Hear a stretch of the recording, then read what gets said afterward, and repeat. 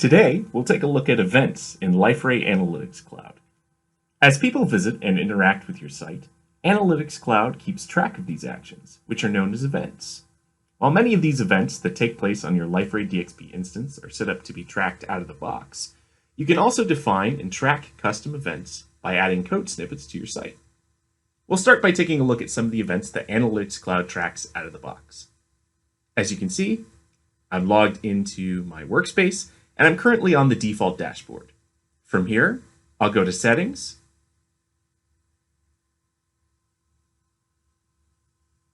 then Definitions, then Events.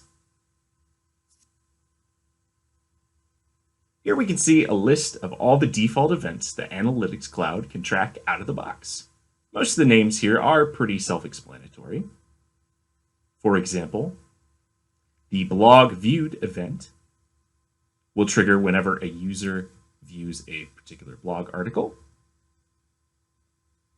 And the form submitted event will trigger when a user submits a form. These events are tracked for known individuals in your workspace, and you can view a log of events for a particular individual in the Individuals tab, which we'll go over in a later video.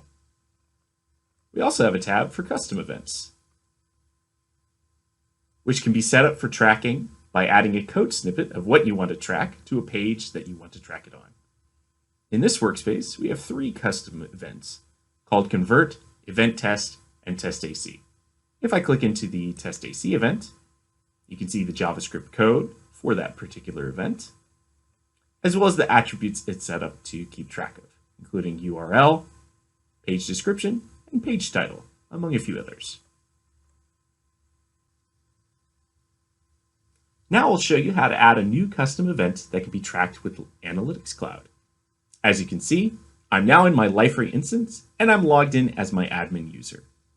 Once here, the easiest way to add the JavaScript code is to modify an individual page. To do this, we click the Product menu, then Site Builder, and Pages. For the page we wish to modify, we click the Actions icon, and click Configure. In the Advanced tab, we have a section marked JavaScript where we can go ahead and paste our code snippet. As you can see, this particular JavaScript adds some event listener logic for when a user clicks the Add to Cart button. We click Save.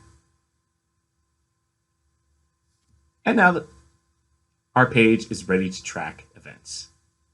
It is important to keep in mind that this method is only going to work if we use widget pages that have the ability to add JavaScript code to a page. If we want to add a custom event to a content page, we can do so by creating a page fragment that contains the related JavaScript code. This method, while a bit more involved than modifying an individual page, has the advantage of scalability, since the fragment, once created, can be easily added to however many pages you want. To do this, we'll go down to Design and Fragments. I've created a fragment set called Test Fragments, and here I'm going to click the Add icon. We'll call this Test Fragment, click Save, and in the JavaScript section, I'll go ahead and once again paste in our code. It's important to note that you may need some additional code that fetches attribute values or some logic that triggers the analytics.track code in order to get our fragment to work properly. However, for this example, this will work as is.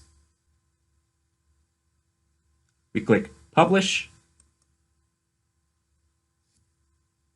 And now the page fragment is ready to use, and we can add it to whichever content pages we wish to track that particular event on. Back in Analytics Cloud, we can use the Events Analysis tool to analyze and filter events based on different attributes. To analyze an event, we'll navigate to Events under Touchpoints, And now we have the option to create a new analysis by clicking Create Analysis, or looking at an existent one by clicking into one of these existing event analyses. Here you can see we have two, LRAC 11496, and page read by URL. We'll click Create Analysis. In the Analyze row, we can click the Add icon to select an event to analyze. We can use the search bar to find a specific event, or use our default and custom tabs to narrow our search. For this example, I'll go ahead and just click Document Previewed as our analysis.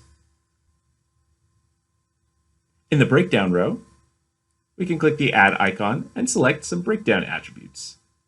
We can select up to 3 attributes, and we should take in mind that each event type is made up of several different attributes. Global attributes are attributes that are going to be collected for all types of events. So I'll go ahead and pick a few here.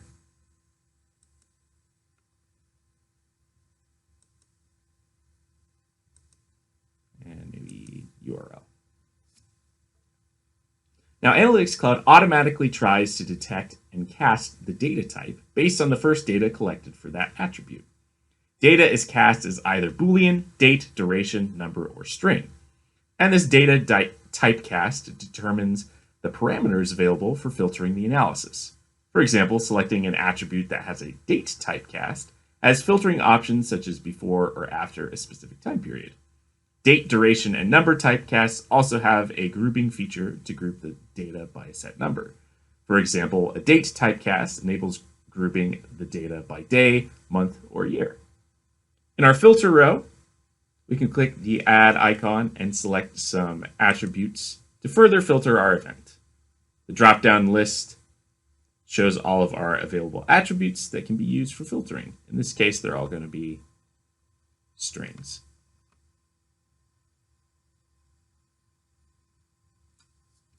The event analysis tool gives us the flexibility to filter by attributes that are both related or unrelated to the events and breakdowns selected. Our default time period is for the last 30 days, but we can select from a number of preset time periods, as well as establish a custom range if we so choose. To remove a filter, breakdown, or analysis, we can click the Close icon next to them, and then make our new selections. Now, to save our event analysis for future viewing, we simply give it a name up here and click Save Analysis.